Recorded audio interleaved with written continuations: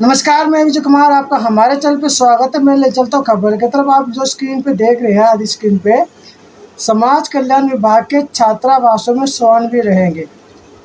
मतलब जो समाज कल्याण की तरफ से जो SC/ST लोगों को जो कमरे दिए जाते हैं हॉस्टल के अंदर, जिसमें भी फ्री रहते हैं, बच्चे पढ़ाई करते हैं, उन कमरों के अंदर जनरल कैटेगरी के लोग भी अब उसमें रहेंगे जाके।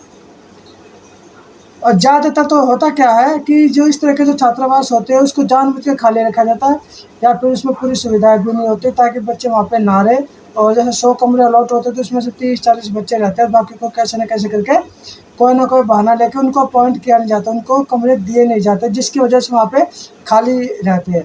और खाली दिखा के अब सरकारें क्या करती है, उन्हीं कमरों में जनरल कैटेगरी के लोगों को, जो स्वर्ण समाज के जो लोग हैं, उनको उन कमरों में वो कमरे दिए जाएंगे रहने के लिए बिल्कुल फ्री ऑफ कॉस्ट, जबकि है वे SC/ST समाज के लोगों की इस तरह से अधिकार छीने जा रहे हैं। तो मैं आपको पूरी खबर भी पढ़ देता हूँ, आप स्क्रीन जो देख रहे हैं। लखनऊ की खबर है। अब समाज कल्याण विभाग के हॉस्टलों में सामान्य श्रेणी के गरीब विद्यार्थी भी रह सकेंगे। अभी अनुसूचित जाति जनजाति हॉस्टलों में सिर्फ इसी श्रेणी के छात्र रहते हैं। ऐसे में 262 हॉस्टलों में कुल 25,850 सीटों में से केवल 12,000 सीटें ही भरी हुई है। अब गरीब सवर्ण छात्रों को भी मौका दिए जाने से छात्रावास भर सकेगा। यहाँ पर अभी SC/ST के छात्रों को मुफ्त रहने की सुविधा दी जा रही है। समाज कल्याण विभाग की ओर से प्रदेश भर में चल रहे SC/ST के 262 हॉस्टलों में से 7 हॉस्टलों में प्रत्येक में 50-50 विद्यार्थियों के रहने की व्यवस्था है।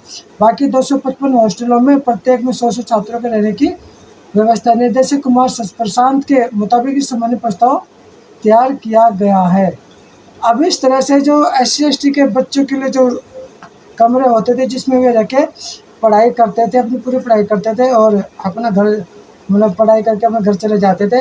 अब उन कमरों पर भी जो गरीब ब्राह्मण जिसको बोलते हैं, या जो गरीबी रेखा से जो नीचे जो लोग आते हैं, उनको उसमें रहने की सुविधाएं दी जाएगी। इस तरह से इनके अधिकार यहाँ पर भी एक तरह से छीने ही जा रहे हैं। और जब वहाँ पे जनरल कैटेगरी के लोग रहेंगे तो वहाँ पे SC/ST और जनरल कैटेगरी के बीच में घास-ऊनी तो होगी। और उसके बाद जब वे ही SC/ST समाज के लोग प्रिंसिपल के पास जाएंगे शिकायत लेके, तो उनकी तो सुनवाई होगी नहीं, जनरल कैटेगरी के लोगों को सुनवाई होनी है।